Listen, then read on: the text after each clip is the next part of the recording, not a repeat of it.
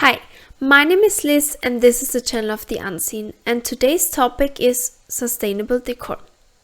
We talked a lot about sustainability, and if you want to know more about it, I highly suggest you watch either the video Sustainability with Groceries, where I talk about more in detail, or I mention a brief definition for sustainability in Sustainable Entertainment, and the videos are both in the playlist that I'm going to link for you. The question you might ask yourself is, why does decor have to be sustainable? And for some it might be just a small part, but decor doesn't end with a small candle or a centerpiece on a table. Decor is also walls, flooring, wallpaper, paints, pillows, blankets. Decor is so much more that we might think about, and therefore it can be a big part that can lead to an unsustainable life. And therefore we need to include sustainable decor into our daily life. Decor should be always fun, of course. But if we think about it, if decor is unsustainable and endangering the human existence in the long run, that's not so fun after all. And I know this sounds dramatic and you might think that I'm crazy, but it is. As I mentioned before, flooring, for example, could be sustainable decor as well. And if you floor an entire house, or if you do the floor in an entire house, this plays a big role in sustainable living or unsustainable living. And of course, last but not least, why decor should be sustainable is because decor can be toxic to you right away, and also can be toxic for children and for pets, but it also can be toxic after you throw it away, because at the end it is possible that, for example, if you throw something away that is made out of plastic, that it ends in our ocean and or the air, and we of course don't want that. And that's why decor should also be sustainable. But what are tips and tricks for sustainable decor? Here are some that I can give you. There are different seals for different materials, and you could research before you go buy decor for different materials that you might want to use, for example, for wood and paper. There are different seals that certify the brand or the product that it is sustainable, or at least more sustainable than your common product that you would use or buy. This obviously also applies to fabrics.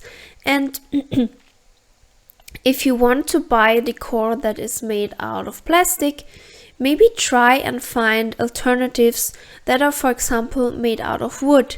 You don't always have to go for a plastic version of a product. There are also alternatives, as I mentioned before. When you buy products or decor, think about the durability of those products. You want them to last for a really long time, and don't throw them out just a year after because it is broken already. And if you think about it, sustainable products are maybe more expensive just now, but if you keep it, for example, 10 years, it is cheaper than buying something new every year. And also, before throwing something out, try second hand. Maybe this would also work for you when you want to buy something new, but also second hand could work for someone else. Just because you don't want something anymore doesn't mean that somebody else doesn't want anything anymore. And you could sell it, or you could also gift it to someone or gift it to a charity. If you think about giving away something, or maybe throwing away something that is broken, think about repairing it. Another tip I can give you is the exact same thing with clothes. Try to find products that are ethically made. And I know this is not that simple, but there are also seals and certificates that show you that a brand is sustainable and ethical in comparison to another brand. We already talked about the durability within products. Also, try to find products that are not just good quality and that they are going to last you a long time, but also try to find products that are timeless. just like we saw from Makawa last week, and I'm going to link the video for you so you can have a look for yourself. What might be also a great idea for decor is upcycling products you already have at home. Maybe you have an old, I don't know, bucket you don't like anymore or you don't like to use. You could use it to put, for example, flowers in it, or maybe use it to put umbrellas in it. You could put beautiful rocks in there or whatever you like to use, and just put the umbrellas in there, for example.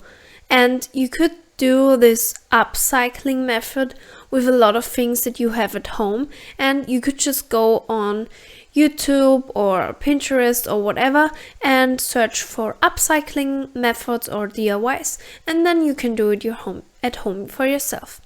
And this also applies for upcycling old furniture. You don't have to necessarily throw out old furniture because it might be outdated.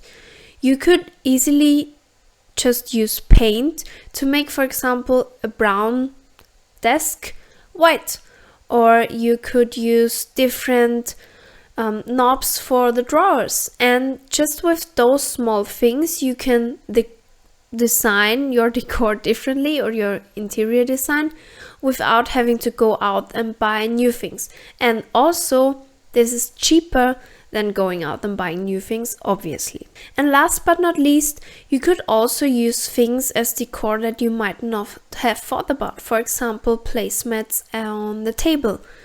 Like we saw from Makawa last week, they have those beautiful placemats that you could put under your table, and this could also be decor. It brings color and also a fresh style into your home, and is also sustainable.